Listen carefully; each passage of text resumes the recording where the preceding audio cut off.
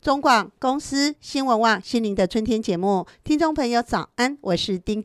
美伦。今天是9月13号，礼拜二。礼拜二的节目当中呢，丁都会邀请台大医院北护分院耳鼻喉科专科医师吴敏如医师来聊天哦。最近呢，我们针对耳鼻喉聊了很多的问题，今天应该要正式进入打呼这个大议题哦。但是我们要录音之前敏如就跟我说，丁我感冒，今天声音不太好这个大概已经2个礼拜，所以丁就很好奇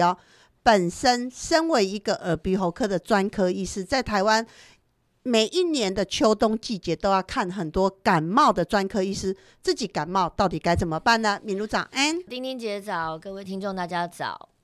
敏如，身为耳鼻喉科的专科医师，自己感冒的时候怎么办？就跟一般人一样啊，这个时候医生也就是人，也一样会感冒。劝告病人该做的事情，自己也要做到，就是要多喝水，多休息。那像声音沙哑的话，应该要少讲话。可是没有办法，我们还是要继续上班，还是要看很多的病人，所以一直讲话的状况下，声音就很难好起来了。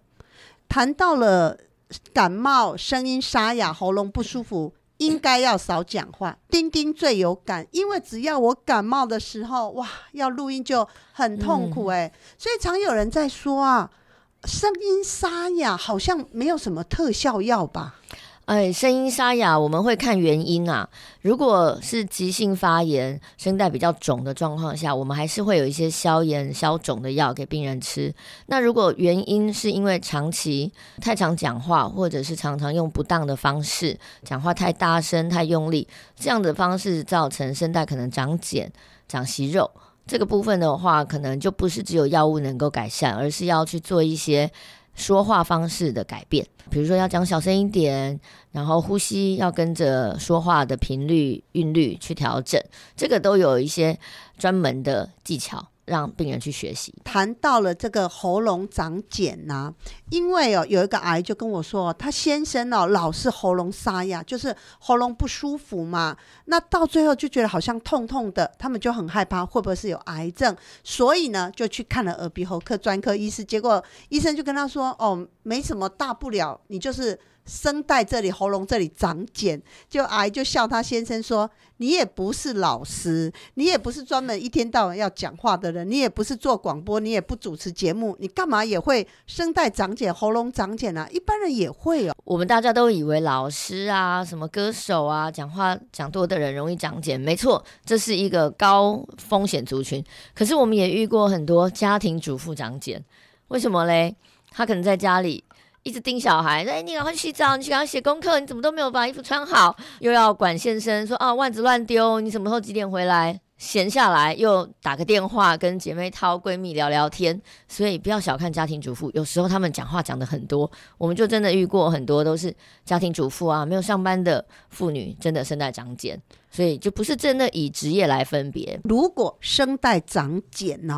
我们该怎么办呢？声带长茧我们会先看它是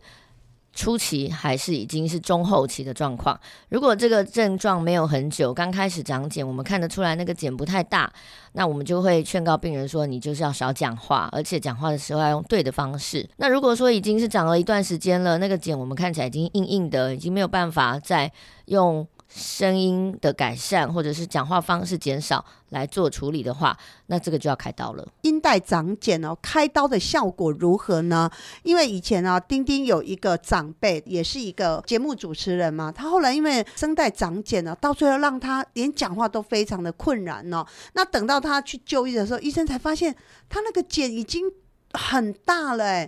开刀之后效果也不太好，因为我曾经在节目当中念过一篇医疗报道，他有谈到说我们人的身体状况会逐渐的老化，我们的声带也会变老对，声带也会变老年纪大的人他会觉得自己的声音跟年轻的时候有点不太一样，通常年纪大的男性声音会变得比较高一点，在老年的时候，女性反而会变得比较低一点，就等于是两性都会趋向于中性这种状况。那刚刚有提到说声带长茧到底开刀效果好不好，真的还是要看它长茧的大小和时间长短。我们刚刚也提过，声带长茧都是因为讲话方式不对，或者是讲话讲太多造成的。一旦开完刀以后，你还是要改掉这些习惯，否则那个茧又会再长出来了，当然效果就不好。当然因为我们没有画面，如果透过广播跟教导大家如何正确的用声带，有没有什么口诀啊？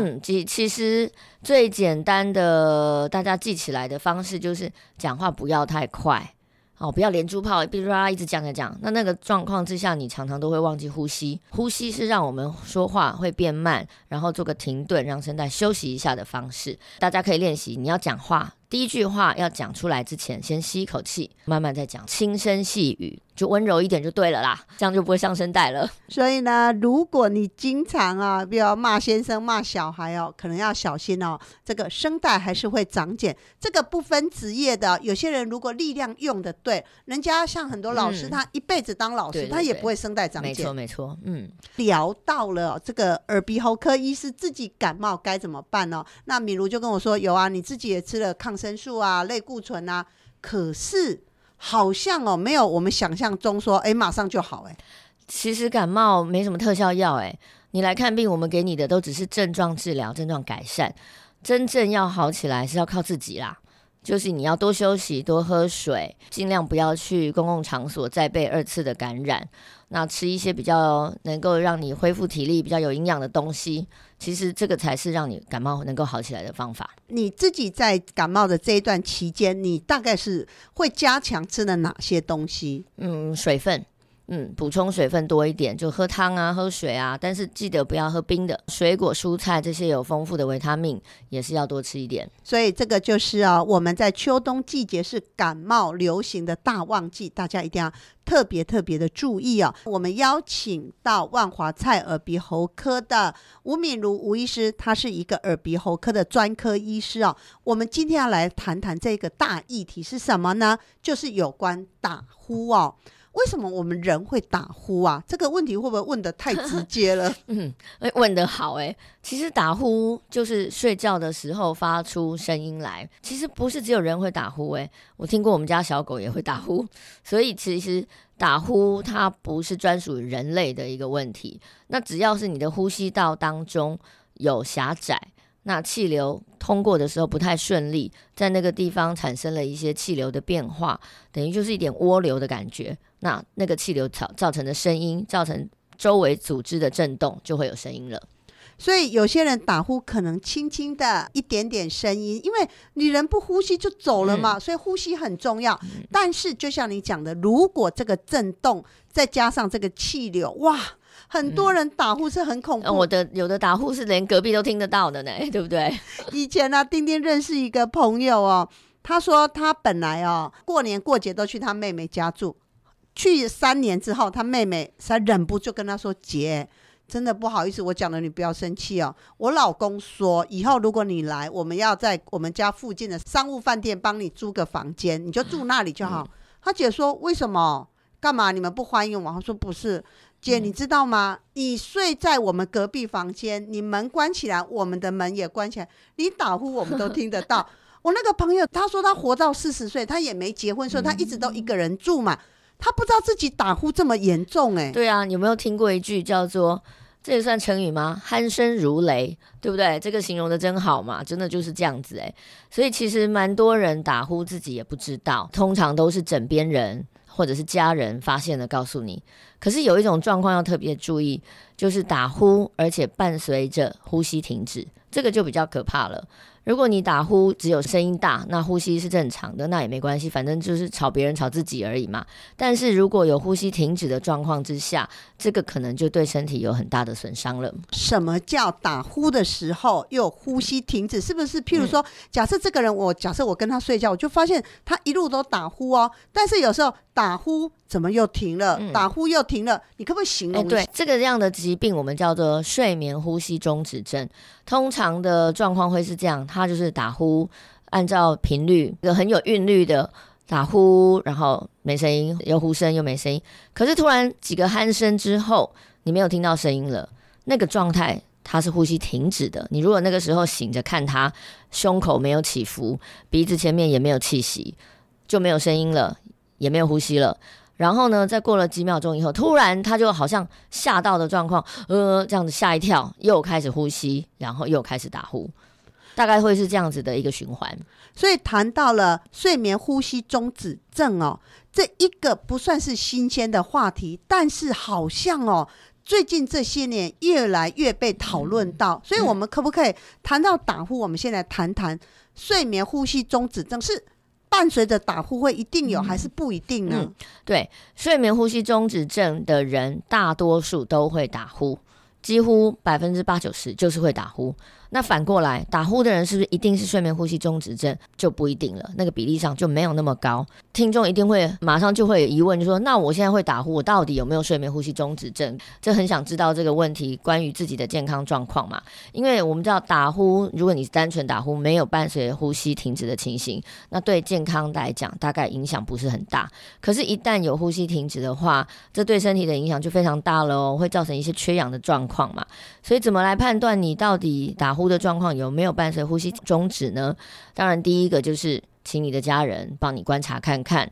那第二个是你自己要怎么感觉呢？你看看你有没有常常半夜惊醒的状况。如果突然你不知道为什么莫名其妙醒过来了，过一会儿又睡着了，然后又有打呼，有会惊醒的状况，通常都是你在那个惊醒之前有一段时间是没有呼吸的，那身体的缺氧状况就告诉你自己说，该醒来了，赶快呼吸哦，不然要死掉了哦。另外呢，白天你要观察看看是不是刚起床的时候你会觉得头好晕哦，我才刚睡醒，为什么就一副很没有精神的样子，好像一整夜都没睡，白天很容易打瞌睡没精神，这个就很有可能是晚上你睡觉的时候呼吸会停止。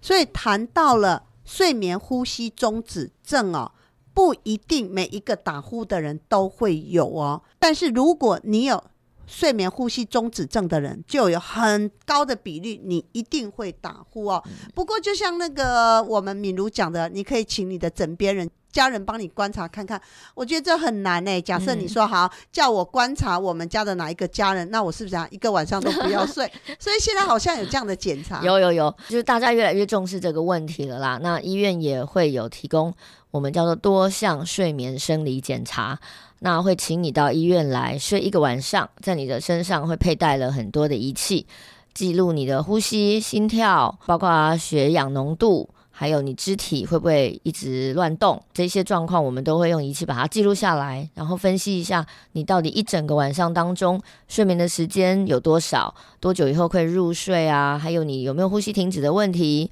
一次停止了几秒，一整夜停了几次，这些通通都可以记录下来。那我们综合判断以后，就可以告诉你说你到底有没有睡眠中止症。所以如果假设丁丁譬如说我每天早上起来都觉得头昏脑胀口干舌燥，也许有人曾经跟我说丁丁你可能会打呼，这时候我就要怀疑自己是不是有睡眠呼吸中止症，或者怎么半夜自己常常被惊吓醒可是呢，如果我到医院去做了这一个检查那这个是要自费呢，还是说健保有给付？另外如果检查出来，那你们会做什么治疗呢？这个检查是可以用健保给付的，但是很遗憾的就是现在各大医院对于这个检查都是一床难求，都排得很满很满，因为越来越多人知道这样的讯息，然后也发现自己有可能有这个问题，都到医院去想要做这样的检查，可是床数有限那这个仪器也价钱不便宜，加上你睡在医院的时候，这整个检查的病房也是要有一些医疗人员 stand by 在那里的，所以这整个成本是其实相当高，所以在医院当中床位有限，也就是要请病人要耐心等候，慢慢的排到了做检查才知道你的状况。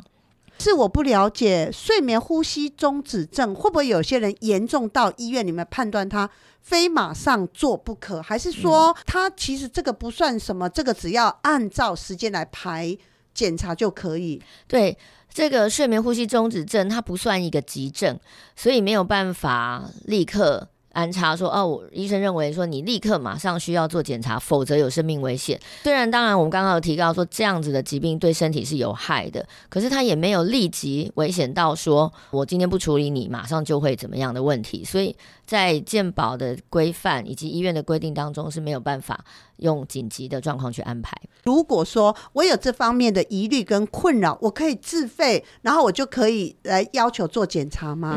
可以跟医生商量看看。聊到了睡眠呼吸中止症丁丁大概上网 Google 了一下，那么我们以前有跟不同的医师聊过，他说很多三高的患者，尤其是高血压的人特别有呼吸中止症，为什么？对，这个其实我们现在越来越多的医学报道、医学研究证明了一点，三高尤其是高血压常常伴随呼吸中止症，但是有可能是反过来因为他有睡眠呼吸中止症，所以他才高血压。目前有一些研究是发现这样的结果，所以这是相辅相成的两个问题。一般来讲，如果你这两个问题都有的话，我们还是先建议说血压的药也要吃，然后另一部分你的呼吸睡眠中止的问题也要去做处理，看看该怎么处理就去把它改善。这样子的状况，我们发现很多病人他的血压药可以减少，或者甚至就已经停掉了。所以如果你一直都有血压高的问题，那很多人就会说奇怪了，我在饮食方面也很注意，我也运动，我也各方面如何，那我们家也没有什么高血压的家族史。这个时候如果你又是一个会打呼的人那有刚才敏如讲的这些症状，恐怕就要怀疑是因为睡眠呼吸中止症伴随着，那有可能是血压高的人有睡眠呼吸中止症，或者是你有这样的一个症状造成了你身体的一个不平衡。像这两个病人常常有一个特征，高血压和睡眠呼吸中止症的病人常常都是肥胖的。如果你刚好又是肥胖，你有高血压又有睡眠呼吸中止症，这个其实就要请医生去考虑这当中的关联性。那当然你一定要减肥，然后一定要把睡眠呼吸中止症处理一下，血压也好好控制好。这其实你处理好一个，可能另外一个就会比较改善了。如果说好你怀疑自己有睡眠呼吸中止症，现在其实跟过去的医疗比起来，算检查算方便嘛。如果一旦被确诊说好你有睡眠呼吸中止症的问题，你们在临床上怎么治疗呢？好，我们刚刚提过了有多项生理睡眠检查，这个部分我们可以看到病人的睡眠呼吸中止的程度。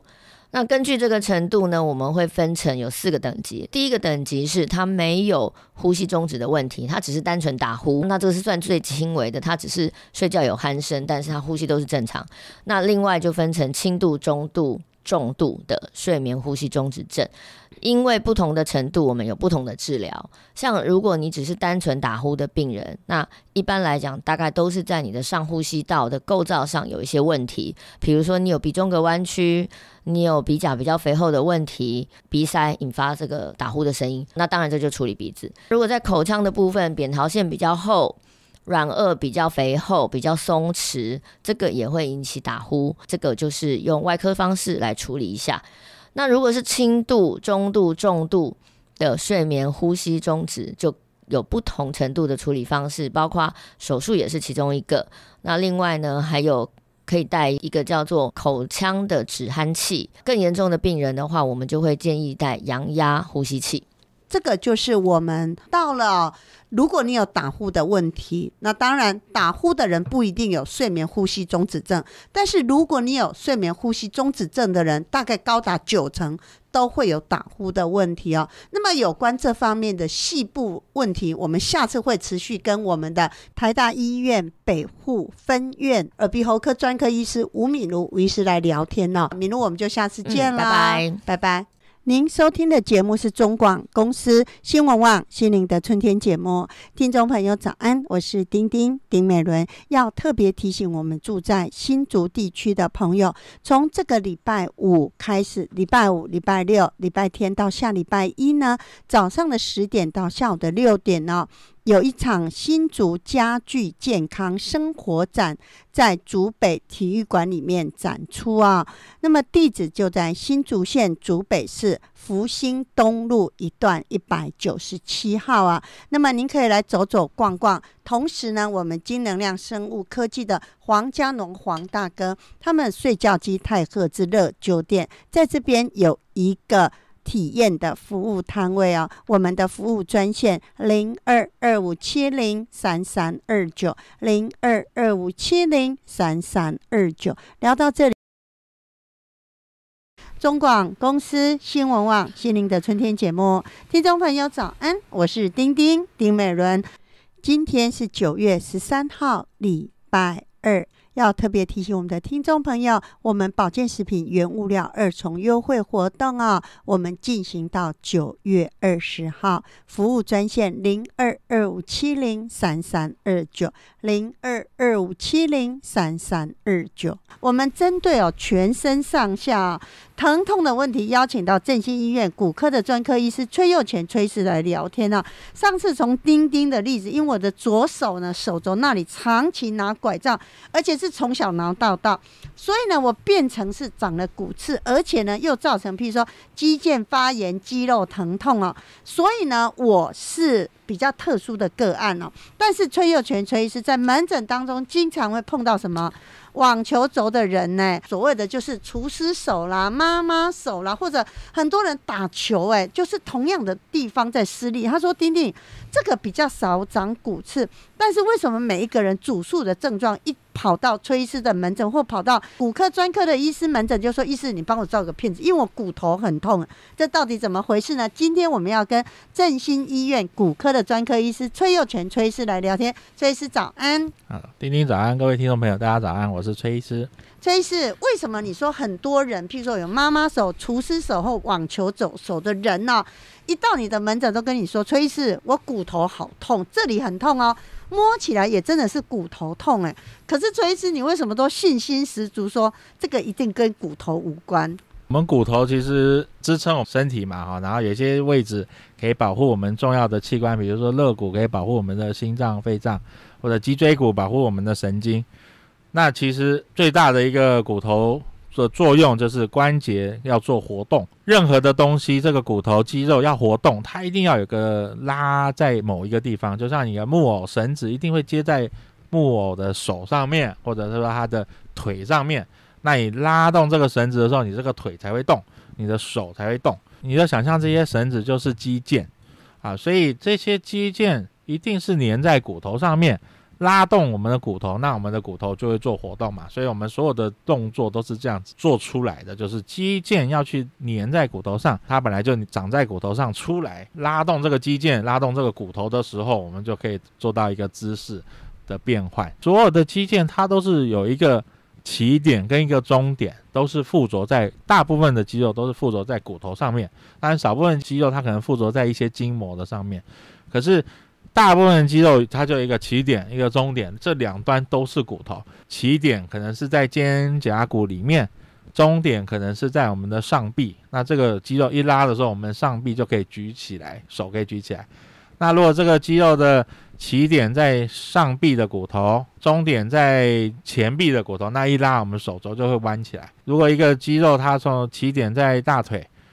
终点在小腿，然后一弯的时候，我们就是膝盖可以做弯曲或伸直的动作。所以这个它一定有起点跟终点，都是粘在骨头上面。所有的肌肉它的起点终点都会粘在骨头上面，所以当粘在骨头上面的这一个点发炎的时候，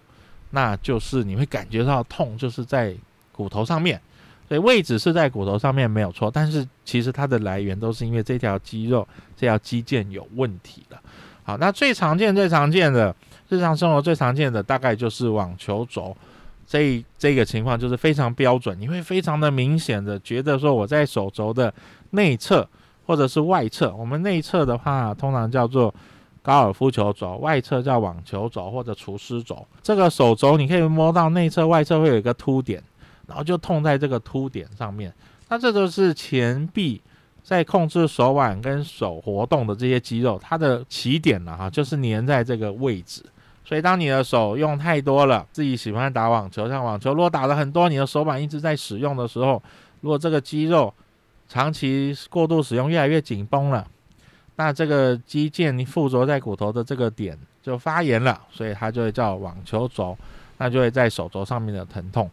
那所以这一次丁丁又说他的手突然就变成说他没有办法去做运动，或者他需要出个力上下楼梯扶楼梯的时候就很痛，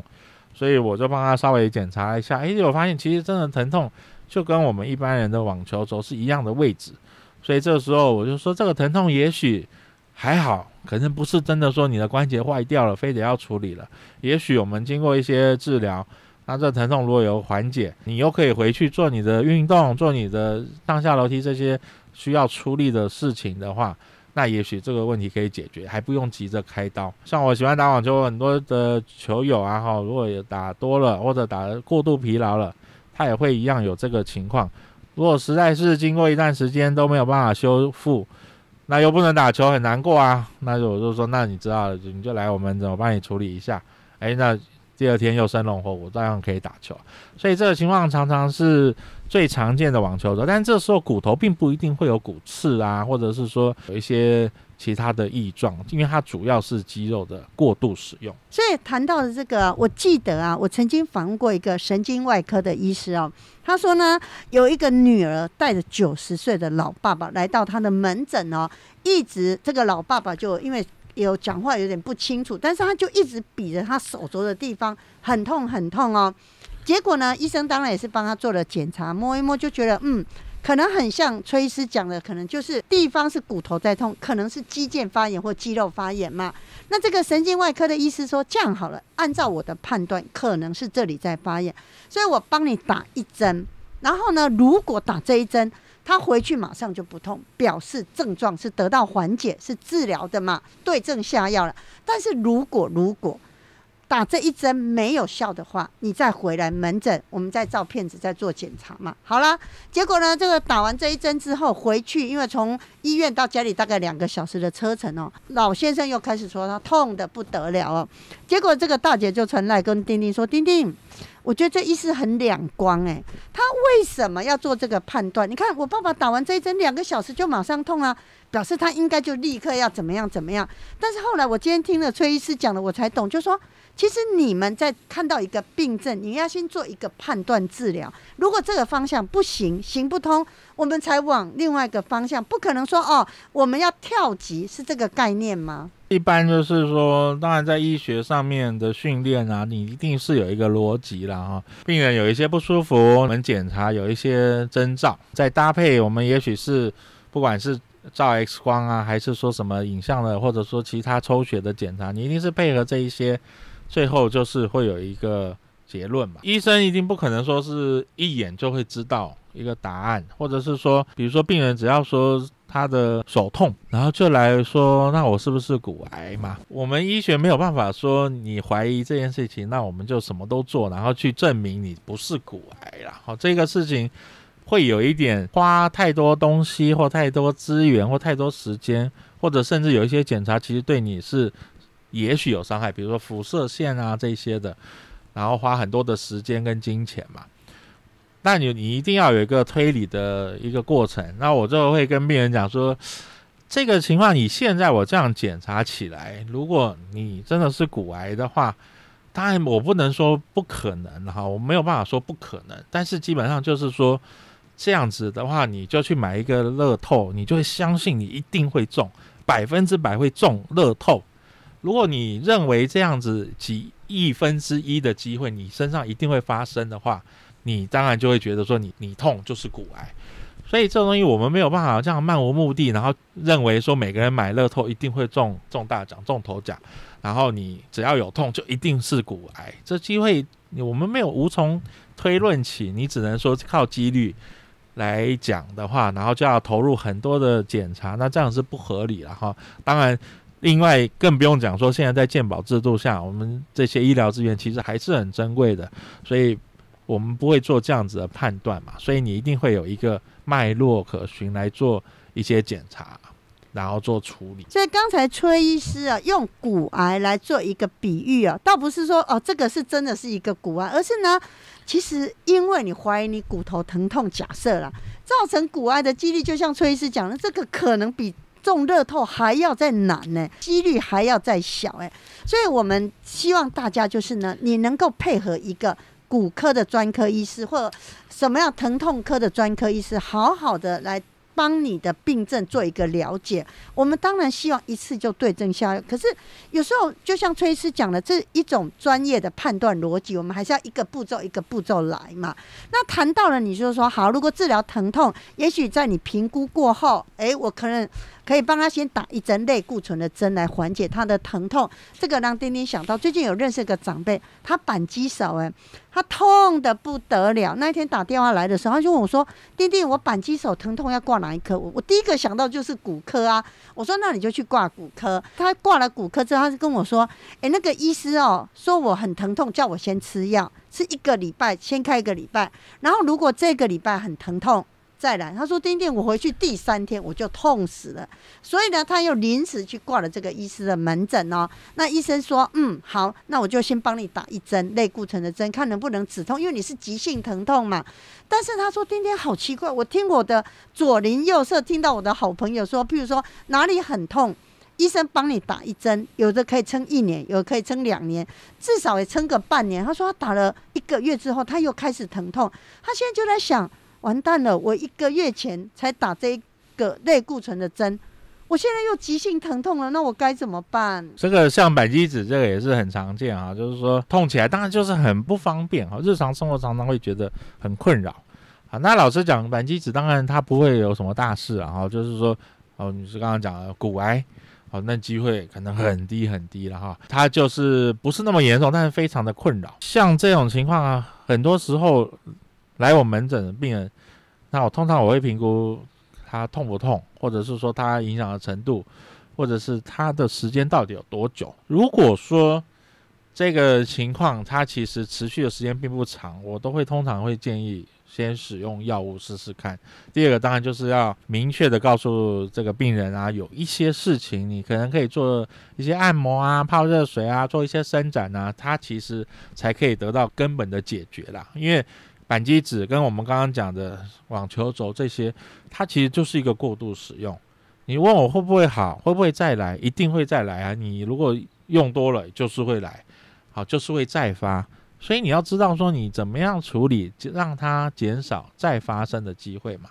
那很多病人来了就很急，说我要打1针就打1针。如果说他都没有做一些了解，说到底为什么他会有扳机指，他只知道他一来打1针就会好打1针就会撑半年，可是他回去以后继续就是说一样有一些不好的动作，或者是一些可以保养的事情他都不做，继续过度的使用，当然你之后你这个打针的效果就会越来越差，可能以前可以维持1年2年，现在维持半年，再来可能维持3个月不到，变成1个月，那就会很麻烦了。好，所以如果我知道你是这样子越来越差了，越来越差了，越来越差了，那最后当然我们有可能会做手术了。如果不是，那你只是来就想要打针，就反正就赶快好就好了，那你后面的不管，那你最后效果也是会变差的。好，那刚刚这位病人如果说他以前没有打过针这一次可能发炎的很厉害，那打针了就可能撑不到1个月就痛了。好，那当然这时候也许他之前发炎的范围是蛮大的，我们打针的位置没有办法够精确，所以效果不够好。这个扳机指讲说我会慢慢的就可能先知道说你可以做一些保养的运动或吃药，而不是直接就打针。因为如果扳机指一直重复在同一个位置同一个肌腱附近在扎针的话，有时候其实会伤到这个肌腱，甚至肌腱会断裂以前我们也提过。所以如果不到1个月就痛了，那这时候可能只有2条路，一条就是继续做好保养热敷，然后搭配止痛药，也许止痛药再加强一点点，或者是可能就真的要做手术。这个情况要看看他到底从开始出现这个扳机指这个问题到现在这个中间的过程到底做了哪些治疗，做了哪些事啦。这个病人还是会有一点差异。当然我觉得有一点为难我们振兴医院骨科的专科医师崔佑全崔医师，因为这个扳机手的个案并不是来到我们崔医师的门诊，所以我们没有办法很详细的叙述哦。但是我觉得常常很多病患或听众朋友会有一个盲点，譬如说呢，就像崔医师讲的，好，你大概什么时候开始扳机手痛，然后状况如何？你知道，常常很多人是一问八不知，就说好像什么时候他也说不出来啊，为什么开始痛？然后你是过度做了什么事情，他都说不知道那这样你怎么好好的来跟医师做讨论呢？所以崔医师，我们是不是当我们有意识感的时候，我们就要开始做？如果你怕你忘记，要做一点记录。对啊，当然我们就会希望尽量帮助病人回想一下，是不是有什么特别的事情啊，特别的动作啊，或者特别的一些意外啦，或者是跟以往不一样的事情。他以前都没有做某个运动，就现在大家流行做这个运动，大家通通都来做这样子的运动，结果就发生了。尽量帮助病人回想。好，那当然对我们的治疗或者是说这个后续的一些复健保养是会有一些帮助啦哈。那当然如果真的想不起来，也只好从我们现在看到的来做处理也是可以啦。但是当然这就是前面一直在讲的，就是说如果这个病人他有在陆陆续续的追踪，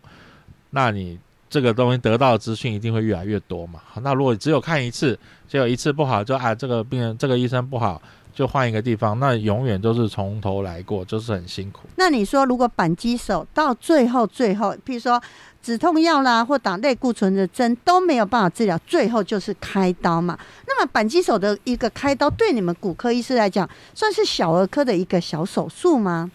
对啊，扳机指的话手术是非常的小，这个就是像是门诊手术啦。好的医生会做一些所谓的这种去用针，好像没有开刀，用针去做一个松筋，把这个卡住扳机指这个肌腱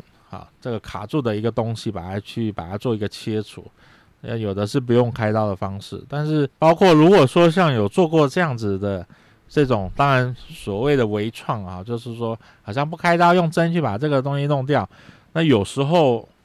反而没有弄干净的话，造成一个更大的一个结疤的情况，有时候又会有一些复发。所以它虽然是一个很小的手术，其实我是不希望说就是像我刚才讲的，你会放任不管，你就是尽量一直操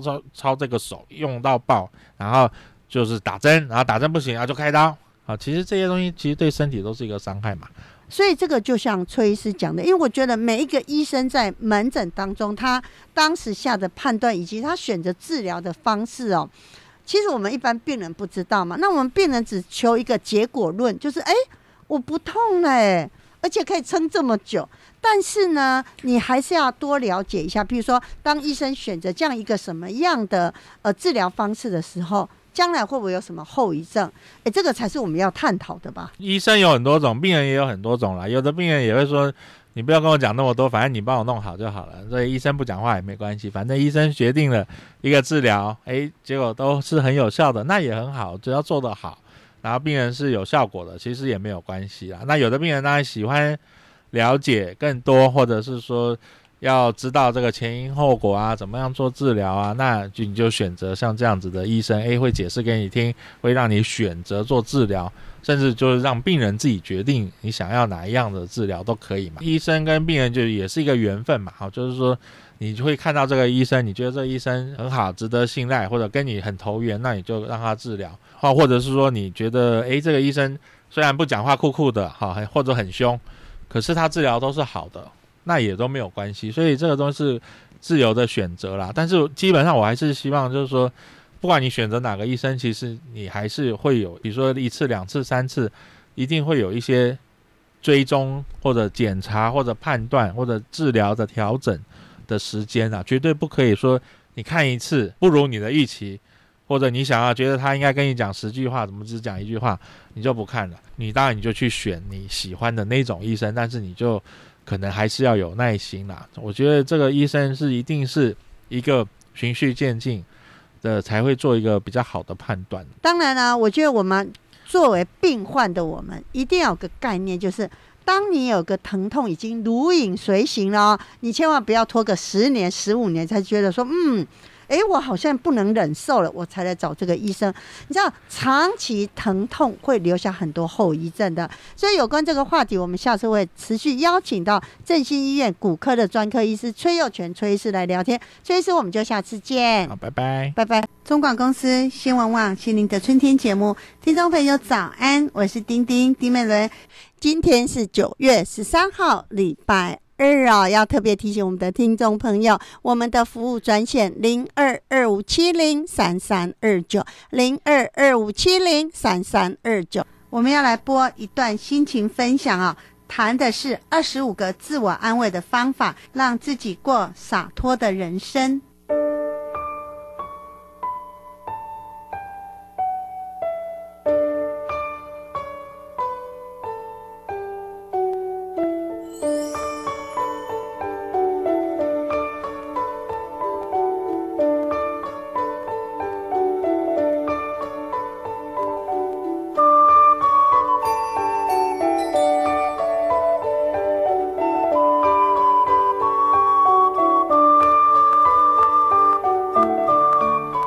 安慰最重要的是今天的心，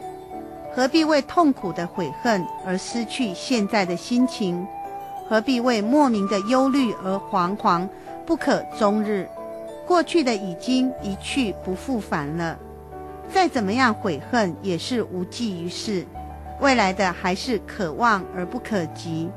再怎么忧虑也是会空悲伤的。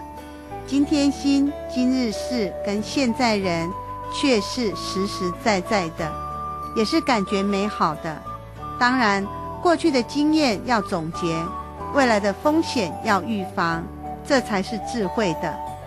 昨天已经过去，而明天还没有来到，今天是最真实的。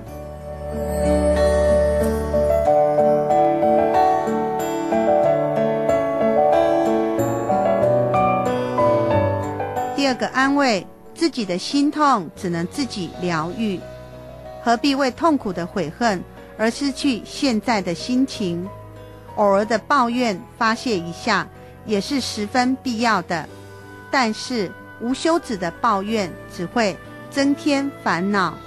只能向别人显示自己的无能。抱怨是一种致命的消极心态，一旦自己的抱怨成为恶习，那么人生就暗无天日，不仅自己好心境全无，而且别人也会跟着倒霉。抱怨没有什么好处，乐观才是最重要的。第三个安慰，好心境是自己创造的。我们常常没有办法去改变别人的看法，能改变的恰恰只有我们自己。坏的生活不在于别人的罪恶，而在于我们的心情变得更恶劣。让生活变好的金钥匙不在别人的手里，放弃我们的怨恨跟叹息，美好生活就垂手可得。我们主观的意识上本来想好好的生活，但是客观的意识上却没有好好的生活。主要的原因是总想等待别人来改善自己的生活。不要指望改变别人，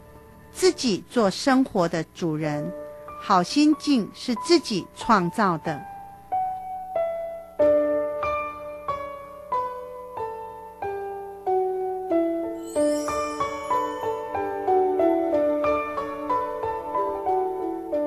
第四个安慰，用心做自己该做的事。人生是如此的短暂，哪有心思去浪费呢？有智慧的哲人曾经说过，大街上有人骂我，我是连头也不会回的，根本不想知道这个无聊之人是谁。我们既不要去伤害别人，也不要被别人的批评左右，还是按照自己的愿望，先踏踏实实学好本领再说。特别是在年少的时候，要全力以赴的学习本领，不要分心。到老的时候，用心做自己该做的事。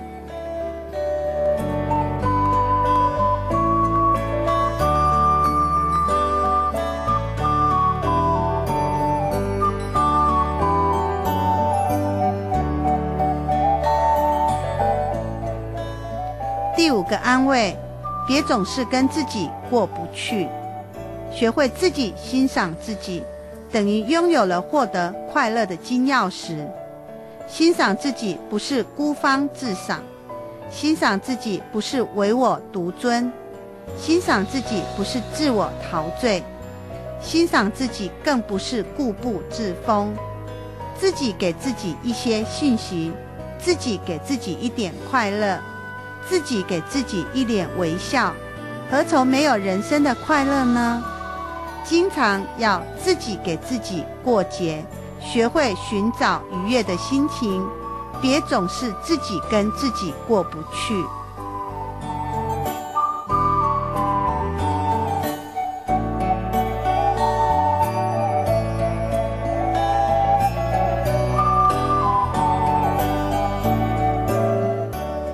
第6个安慰，不要追逐世俗的荣誉。终身寻找所谓别人认可的东西，会永远痛失自己的快乐跟幸福。庸俗的评论会湮灭自己的个性，世俗的指点会让自己不知所措。为钱而钱，使自己六亲不认；为权而权，会使自己胆大妄为；为名而名，会使自己巧取强夺。真实的我在刻意的追逐当中，会变成一张张碎片随风飘扬。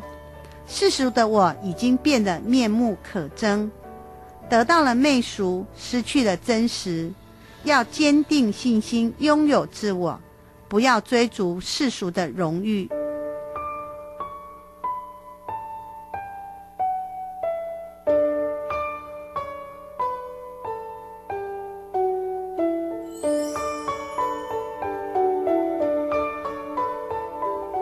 第7个安慰，极端不可取。常常有些人因为忧虑过度而导致自己的身心失常，经常寻找理性而痛苦，因聪明过头而衰败。愚蠢的根源在于什么都懊悔。另外有些人却因为麻木不仁，造成自己对任何事情都无动于衷，因此他常常不知悔恨为何物，整天稀里糊涂地生活，活着跟死去没有什么区别。走极端总是惨遭失败，真正要寻找人生的智慧，极端不可取。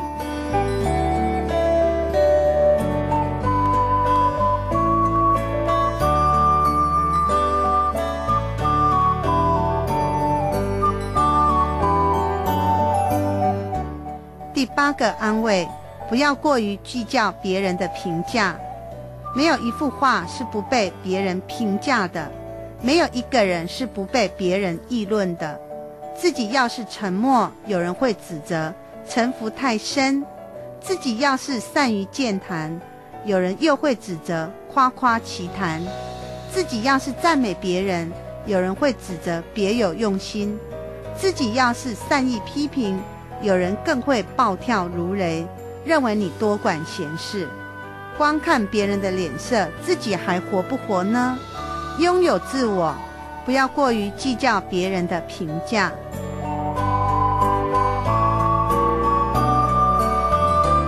第9个安慰，恶念越多，痛苦越深。为什么不能心平气和的生活呢？关键是没有及时的驱赶心中的恶魔，因为心存邪恶的念头，就不会理智地克制自己，经常会做出悔恨的蠢事。因为没有及时清扫心灵的灰尘，意志力薄弱的人就会不时地掉进深渊。因为时常鬼迷心窍，就会让愚蠢蒙蔽了双眼，进入错误的岔道还不知道。心中有恶，就会心神不宁，去除恶念才是真正的根本之道。第10个安慰，不要活得太累。有人常感叹活得真累，累是精神上的压力大，累是心理上的负担重。累跟不累总是相对的，要想不累，就要学会放轻松。生活贵在有张有弛。心累使人长期陷于亚健康的状态，心累会让自己的精神不振。心别太累，学会解脱自己，放松自己，注意不要活得太累。第11个安慰，每一个人都有自己的生活法，自己的伤痛自己清楚，自己的哀怨自己明白，自己的快乐自己感受。也许自己眼中的地狱，却是别人眼中的天堂；也许自己眼中的天堂，却是别人眼中的地狱。生活就是这般的无奈与无常，关键在于自己的心态调整，好过自己的生活最重要。不攀不比，每个人都要有自己的生活法。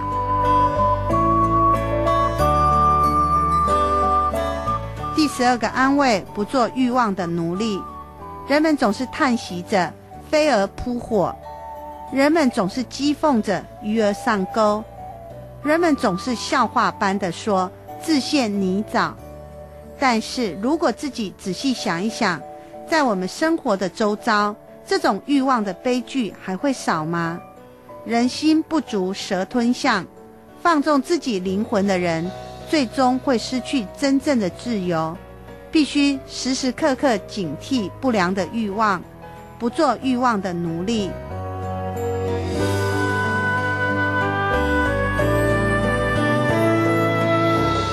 第13个安慰，要活得轻松跟快乐，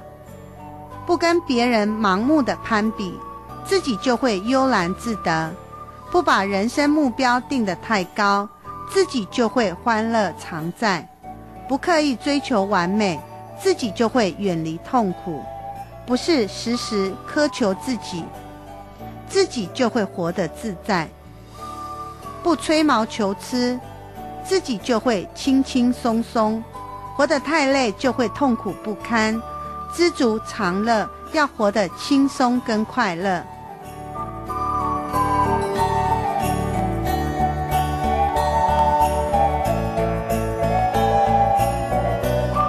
第14个安慰，喜欢自己才会拥抱生活。盲目自大自尊是骄傲无知的人生，一味的自暴自弃是消极悲观的人生。了解自己比了解别人更困难，喜欢自己比喜欢别人更不容易。拥有健康的自尊心理，面对挫折会表现得格外坚强，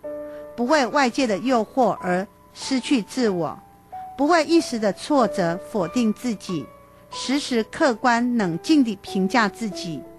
在乐观当中肯定地赞赏自己，喜欢自己才能够拥抱快乐的生活。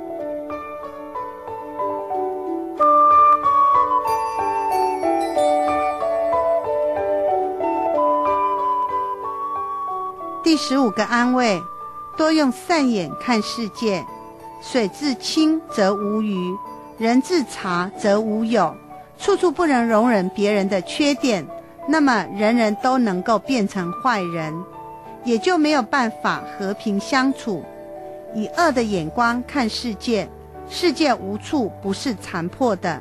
以善眼看世界，世界总有可爱处。自己多看别人的长处，就会越瞧越可爱。多用善眼看世界。